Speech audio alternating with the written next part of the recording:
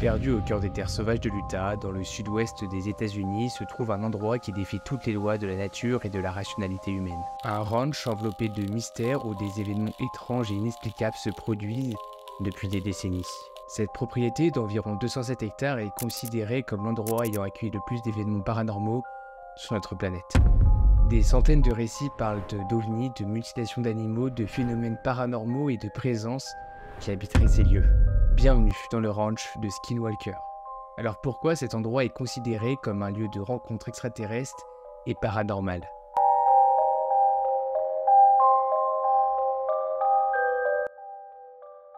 L'activité paranormale de la région remonte aux années 60 où les premiers récits qui traitent du sujet sont reportés. Le ranch de Skinwalker est situé dans le nord-est de l'Utah, dans un bassin à côté d'une petite ville nommée Roosevelt, typiquement américain. La petite ville compte un peu plus de 6000 habitants et quel meilleur lieu que dans une petite ville de la campagne américaine, des phénomènes paranormaux peuvent être observés. C'est un peu le lieu typique des films paranormaux, ce ranch, et c'est bien là que les premiers événements étranges vont être recensés dans les années 60. C'est l'historien informel de la région, Junio X, qui va recenser les premiers incidents. L'activité liée aux ovnis a réellement commencé à être intense au début des années 50. Il y a eu des cas où l'école tout entière ainsi que tous les professeurs ont vu, en plein jour, des choses planer au-dessus de la ville. Aussi loin que l'on puisse remonter dans les archives et les tréfonds d'internet, on ne trouve pas de date exacte sur l'arrivée des premiers événements paranormaux dans la région. Ce que l'on sait, c'est que Kenneth et Edith Myers sont les premiers propriétaires de ce ranch. Ils sont au courant des situations étranges qui se passent dans la région, mais de 1934 à 1994, le ranch est tout simplement un ranch classique. Le couple y vit pendant près de 50 ans. L'agrandit, le loue aux agriculteurs du coin pour y élever du bétail, mais le frère de Kenneth, la propriétaire, va déclarer « Rien, sans équivoque, absolument rien, de particulier ne s'est produit à l'ère des Myers ». Au décès de ces deux propriétaires, l'endroit est placé à la vente et deviendra inhabité pendant près de 7 ans. Mais la situation change drastiquement en 1994 lorsque le ranch est racheté par Terry et Gwen Sherman. Un article est publié dans le journal local, Desert News, et peut être aujourd'hui considéré comme le point de départ de toute cette étrange histoire. Cet article met en avant des faits bizarres vécus par la famille. Déjà, lors de leur premier jour, la famille Sherman aperçoit un loup particulièrement grand dans les champs. Rien d'étonnant dans cette région de l'Utah, mais le loup s'est approché comme l'aurait fait d'un animal de compagnie.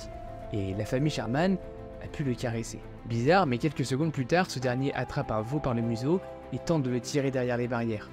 Le père sort donc un Magnum 357 et tire sur le loup à plusieurs reprises, sans succès. Le père change d'arme, sort un fusil à pompe et tire sur le loup, qui ne semble pas en détresse, et aucune trace de sang ne fut repérée par aucun membre de la famille, et le loup partit calmement dans la forêt. Et des situations étranges, la famille Sherman va en vivre plusieurs. Pendant près de 2 ans, la famille Sherman va observer des animaux étranges, caractérisant certaines bêtes de surnaturel. Des loups hauts de 1,50 m, des animaux de 200 kg qui attaquaient les chevaux sans raison, des bêtes ressemblant à des hyènes. Et leur propos va même être appuyé par des ranchs voisins qui eux aussi remarquent des activités bizarres sur ce site. Par exemple, en 1996, un des voisins témoigne « Je méditais tranquillement à côté du ranch de Skinwalker quand tout à coup j'ai vu quelque chose, de grand et flou se déplaçant à travers les arbres. Elle s'est approchée de moi, parcourant près de 100 mètres en quelques secondes, et se mit à hurler. » Et le calvaire de la famille ne s'arrête pas aux animaux. Ils disent ressentir des odeurs bizarres de musc dans tout le ranch. La nuit tombée, certains pâturages d'animaux se mettent à s'illuminer dans la nuit, ils entendent des bruits de machines sous la terre, et les enfants de la famille disent entendre des voix dans un dialecte intelligible. Mais en 1996, les phénomènes commencent à s'accentuer de plus en plus, et les animaux ne sont plus les seuls touchés. Terry Sherman retrouve des cercles formés sur la pelouse de son ranch, sûrement durant la nuit, et au printemps suivant, les Sherman commencent à voir des choses étranges dans le ciel. Des lueurs qui semblent apparaître sans raison, des ovnis qui se posent sur le toit hangar et qui repartent sans un bruit. Les bizarreries du ranch ne semblent que s'amplifier au fil des mois, et les animaux de Terry viennent même à être dépecés dans sa ferme. Les organes de certains animaux sont prélevés, et la plupart du temps, avec une précision chirurgicale. Le bétail commence à disparaître et un événement de trop va décider Terry et sa femme à vendre le ranch.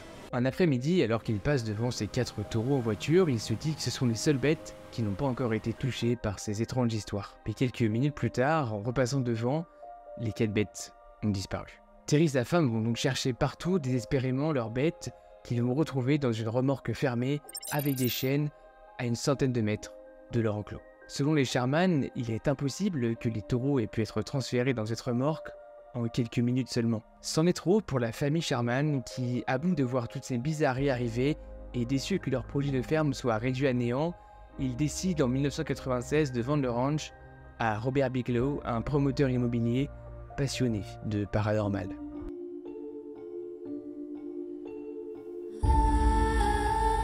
Tous les événements paranormaux de ce ranch vont être remontés aux oreilles de beaucoup de passionnés d'OVNI, de paranormal et notamment Robert Bigelow qui va racheter le ranch. Et contrairement à la famille Sherman, son but n'est pas de faire une ferme, mais de s'intéresser à tous ces événements et de les comprendre. Robert Bigelow, c'est un promoteur immobilier très riche et il est tellement passionné de paranormal qu'il a créé l'Institut national des sciences et de la découverte, le NIDS. Le NIDS s'occupe des sciences paranormales et c'est avec cet organisme qu'il va tenter de résoudre bon nombre d'énigmes autour du ranch. Déjà, il va s'attaquer à l'historique du ranch. Il va se rendre compte qu'il y a plus de 500 ans, dans des écrits vieux, ils vont trouver des sources qui indiquaient qu'une guerre avait éclaté entre 2 tribus indiennes. Et lorsque ces derniers avaient perdu la guerre, ils avaient maudit la terre en appelant la terre Skinwalker, ce qui pourrait expliquer pas mal de bizarreries et notamment le nom de ce ranch. L'équipe du NDIS va donc s'intéresser pendant près de 2 ans à tous les phénomènes et encore une fois,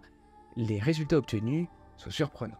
Les capteurs installés par les équipes de recherche vont indiquer des taux très étranges. Les valeurs qui sont relevées sont les mêmes dans tous les endroits de la propriété. Ce qui est étrange parce que normalement les taux devraient être différents d'un endroit à un autre. Après plusieurs mois de surveillance à 24 heures sur 24, un schéma invraisemblable commence à émerger. Les phénomènes, quel que soit ce qu'ils représentent, semblent capables d'anticiper les mouvements des scientifiques. S'ils plaçaient des caméras supplémentaires ou du personnel dans les champs situés au sud, l'activité surgissait dans les prés situés vers le nord. S'ils concentraient leurs observations dans la ferme centrale, l'activité se déplaçait vers la crête qui dominait le ranch. Et le 12 juillet 1998, un événement inattendu va se produire. Il est 20h30 et les 3 caméras du poteau électrique à l'ouest cessent soudain de fonctionner. En se rendant sur place, l'équipe du NIDS s'aperçoit que les faisceaux ont été arrachés des caméras avec une force considérable.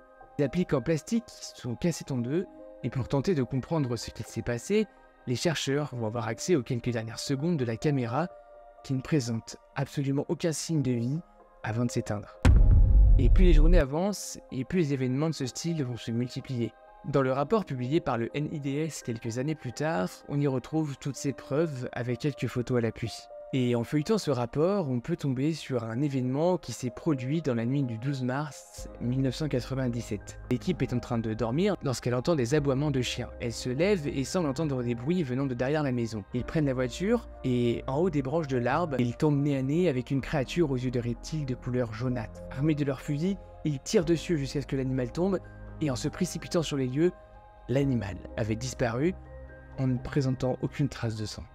Des histoires comme ça, il y en a plein, des fois avec des photos en preuve, des fois juste les récits des personnes présentes sur place. Les recherches autour du ranch se sont rapidement arrêtées après tous ces événements. Ils ne trouveront aucune explication réellement logique à ce qui pouvait se passer.